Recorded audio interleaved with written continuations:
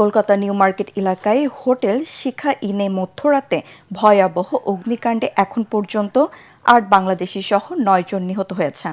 দগ্ধ হয়েছেন অন্তত ১০ জন। জীবিত উদ্ধার করা হয়েছে নারী ও শিশু সহ ৮০ জনকে। ফায়ার সার্ভিস বলছে, এসি বিস্ফোরণ থেকে এই অগ্নিকাণ্ড।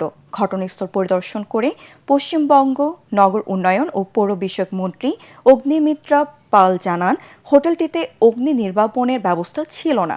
এই নিয়ে কলকাতায় ২ দিনে ২ হোটেলে অগ্নিকাণ্ডে ১৭ জন নিহত হল। কলকাতায় প্রতিনিধি কিংসু চক্রবর্তীর তথ্য চিত্রণে ইমদাদুল্লাহ বাবুর রিপোর্ট। পশ্চিমবঙ্গের রাজধানী কলকাতার নিউ মার্কেট এলাকায় ফ্রি স্কুল স্ট্রিটে হোটেল শিখা ইনে মধ্যরাতে আগুনের সূত্রপাত হয়। সেখানে ঘুমন্ত অবস্থায় থাকা লোকজন টের পাওয়ার আগেই আগুন ছড়িয়ে পড়ে পুরো হোটেলে। খবর পেয়ে ঘটনাস্থলে আসে দমকল বাহিনীর ৪টি ইউনিট। পৌঁছায় বিপর্যয় মোকাবিলা বাহিনীও।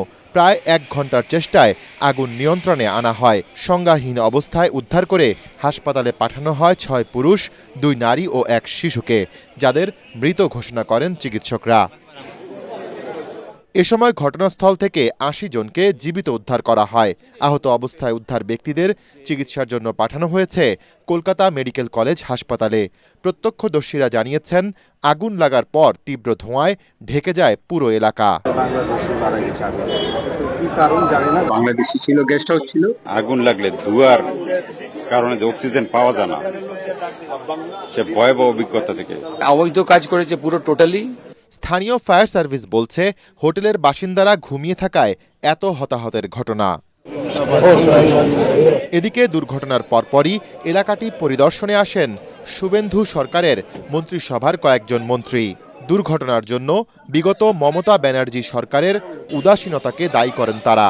এই মর্মান্তিক ঘটনা একের পর এক ঘটে যাচ্ছে। আপনি ভাবুন, বিগত সরকার সাধারণ মানুষের স্বার্থে কোনো কাজ করেনি। মমতা বন্দ্যোপাধ্যায় এখানে এমএলএ ছিলেন, ওনার লোক সব মিলে লিগ্যাল কাজ করে ওই গেস্ট হাউস বানিয়ে দিয়েছে। যত যা ছবে আপনি দেখবেন, চারিদিকে নজর পড়ে যাবে। আমরা কোনো কালপিটকে ছাড়তে যাচ্ছি না। যারা মারা গেছে তারা কোথাকার বাসিন্দা এবং কি জন্য এসেছিলেন, এগুলো সমস্ত খতিয়ে দেখা হচ্ছে। একটা এসি চালানোর কথা 10টা এসি চালাচ্ছে। সিএসসি কি করে পারমিশন দিয়েছে? ফায়ার লাইসেন্স কোথা থেকে পেয়েছে?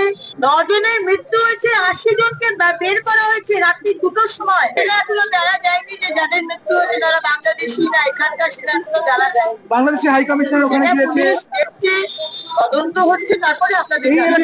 দুদিন আগে পশ্চিমবঙ্গের বীরভূম জেলার তারাপীঠে একটি হোটেলে অগ্নিকাণ্ড ঘটে। এতে মারা যায় ৯ জন। তারপর সেখানকার হোটেলগুলির নানা অব্যবস্থাপনার চিত্র প্রশাসনের সামনে উঠে আসে। পরে সেখানে ১৫টি হোটেল বন্ধের সিদ্ধান্ত নেয় প্রশাসন।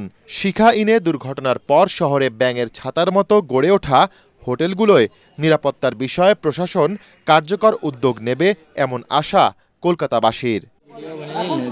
ইমদাদুল্লাহ বাবু, ATN বাংলা।